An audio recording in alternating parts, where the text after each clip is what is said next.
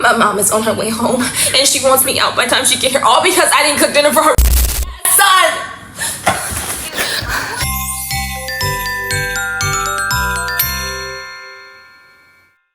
Guys, let's watch this video together and learn from it. Kindly, let us watch together, then we discuss. My mom is on her way home, and she wants me out by the time she get here, all because I didn't cook dinner for her son.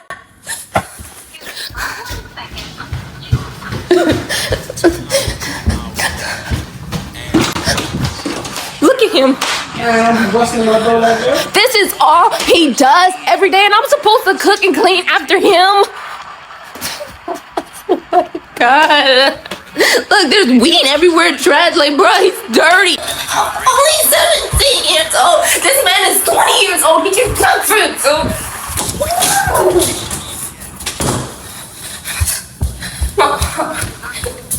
I know she's gonna try to hit me. She's gonna try to hit me again.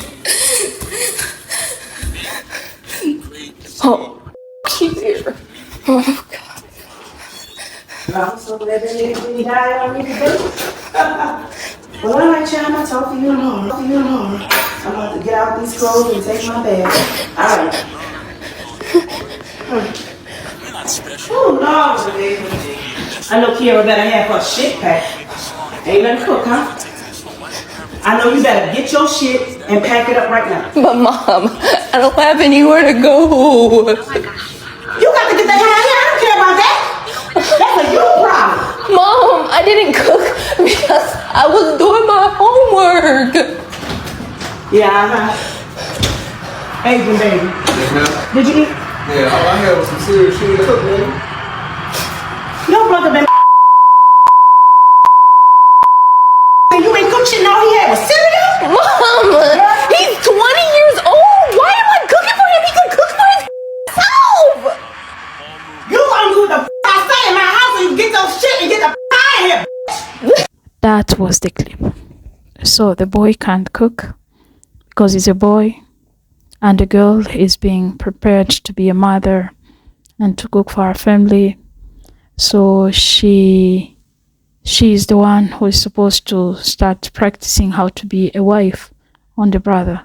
So that's basically what I understood from the video, that the whole essence of not teaching your 20-year-old son how to cook and having to throw your daughter out of the house for not cooking.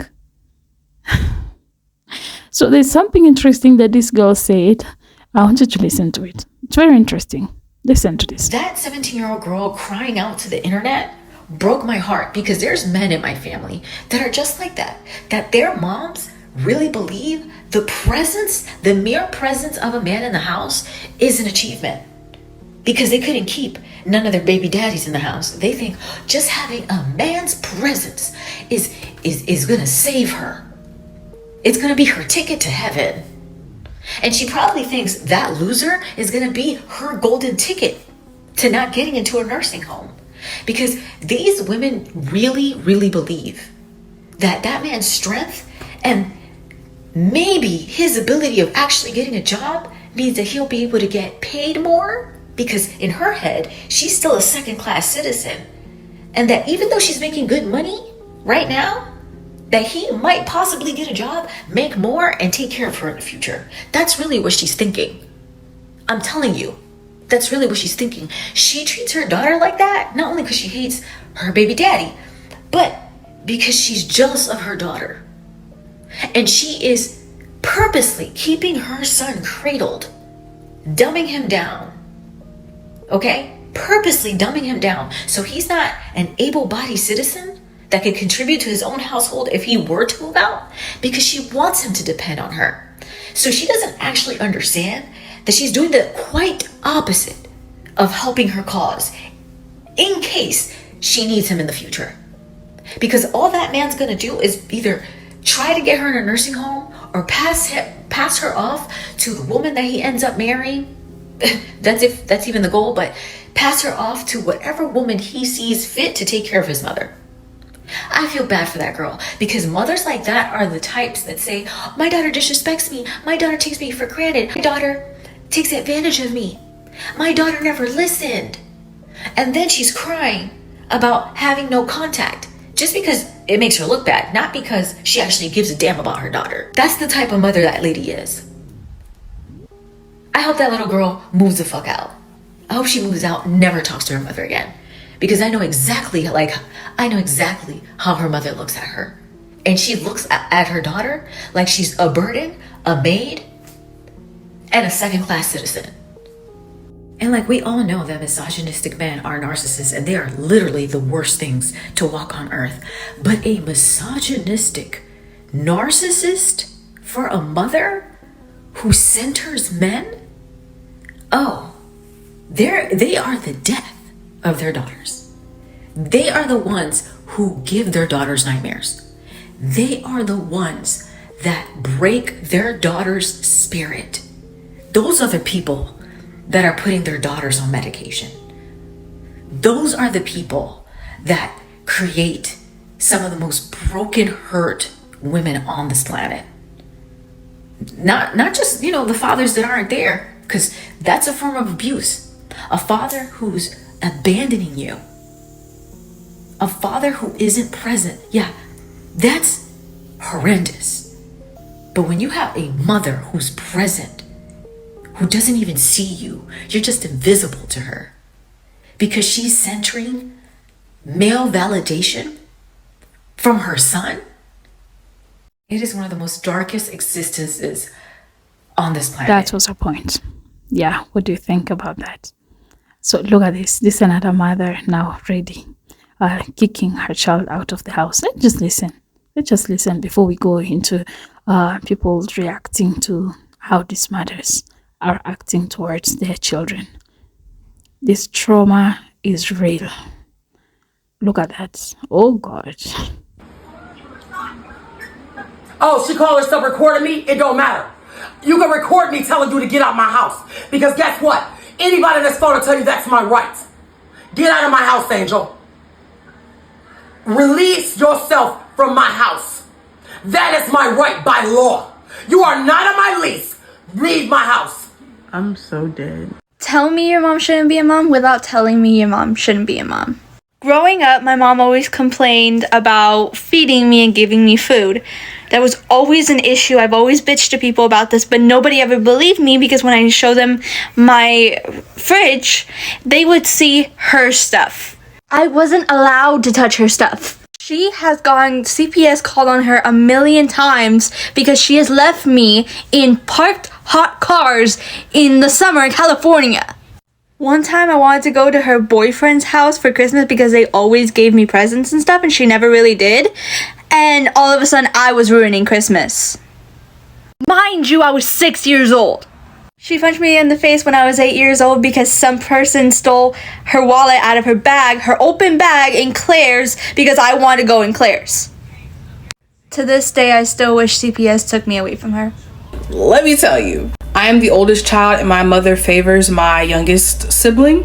When I first started my business and told my mom she could be my assistant, all she was worried about was the money from it. She didn't actually care that, I ran a business. When we fell out last year, she told me that my bed behind me that y'all think is so cute, well, it's from Rent-A-Center. She told me she was gonna have Rent-A-Center repossess my furniture, causing me to sleep on the floor in this big ass room I got. When I was in the 5th grade, I had a boyfriend. My mom found out and she beat my ass. This wasn't your typical ass whooping. I got out the shower, fresh out the shower. She cornered me and whipped the fuck out of me with a belt. To the point where I was so badly bruised when I went to school the next day, all I could do was cry. She was a lunch aide at the school, which didn't make it any better. Growing up, I used writing to cope with the loss of my great-grandmom. My mom read my journal every chance she got, but would never ask me what was wrong. My mom always labeled me as the mentally ill child. Like for a part 2, because I can keep going. Black moms kick their kids out the house too early? Well, let me add to the stereotype.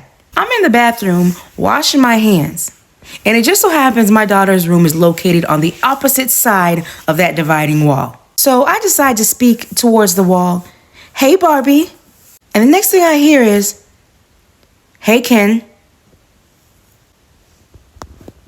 Excuse me? Pack your things. In the morning, grab some breakfast and pack your things. You're out.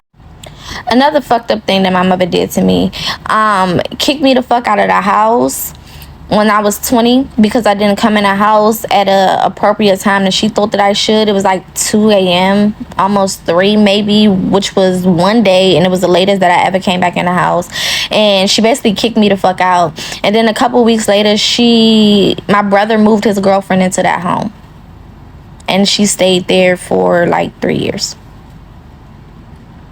While I just got kicked the fuck out a couple weeks ago.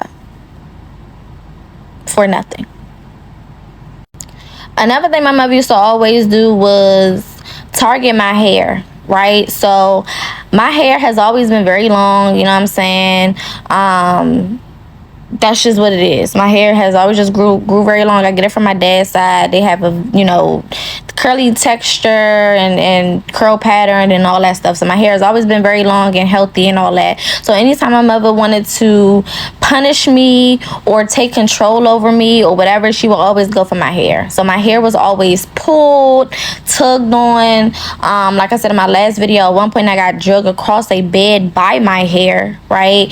And it was always used as a weapon, which didn't make sense to me then, but of course it makes sense to me now. And part of that, of course, was jealousy. And I don't even think my mother knows that that's what that was.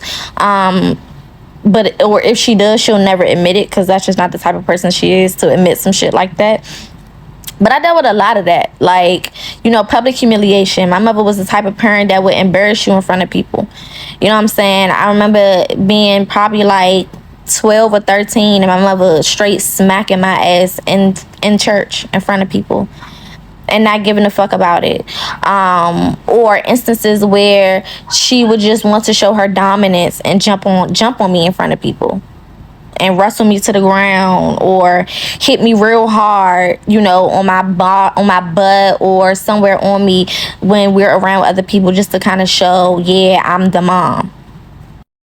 It was also the type that when we got in front of other parents, she had to prove that she knew her children, right? I know my kids. And to this day, my mother has no idea. Probably, I would say 89% of the shit that I've ever done in my life, she has no clue. I would say 98% of the shit that I've ever felt in my life, she has no clue.